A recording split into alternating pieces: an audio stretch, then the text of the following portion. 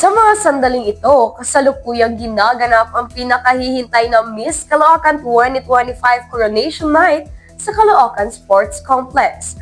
Ang patimpalak na ito ay hindi lamang isang pagpapakita ng kagandahan at talino, kundi pati na rin ng tapang at advokasya ng kababaihan ng lungsod. Para sa pinakabagong ulat mula sa venue, narito si John Estoy Torres. Kagandahan, talino, at malasakit sa komunidad.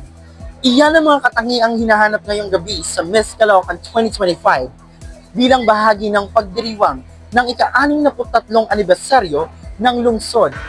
Nasa sentro ng entablado ngayon ang 21 kandidata mula sa iba't ibang barangay ng Caloocan. Nagtatagisan ng galing, talino, at advokasya upang makamit ang prestiyosong titulo. May temang Empowered Women Progressive Caloocan.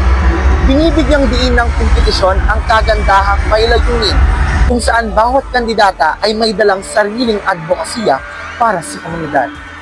Ayon kay Mayor Dale Gonzago Alo Malapitan, ang mga kalahok ngayong taon ay patunay na ang mga batang Kankalu ay hindi lamang maganda kundi may puso para sa pagbabago. Bago ang Coronation Night, dumaan muna sa iba't ibang pagsubok ang mga kandidata. Kamakailan lamang, ipinamalas nila ang mga talento at advokasya sa isang pre-pageant event sa Diamond Hotel Philippines na nagbigay ng unang sulyap sa kanilang husay at determasyon. Mula dito sa Caloocan Sports Complex, John Estoy Torres para sa Siglayag Headlines. At yan ang mga balitang tinutukan para sa araw na ito. Sa bawat balitang dapat malaman, Kami yung boses na inyong sandigan. Sa Siglayag Headlines, hatid namin ang balitang impormatibo, balitang swak sa'yo. mabilis, tapat at totoo. Muli, kami ang inyong kwelang kabalitaan.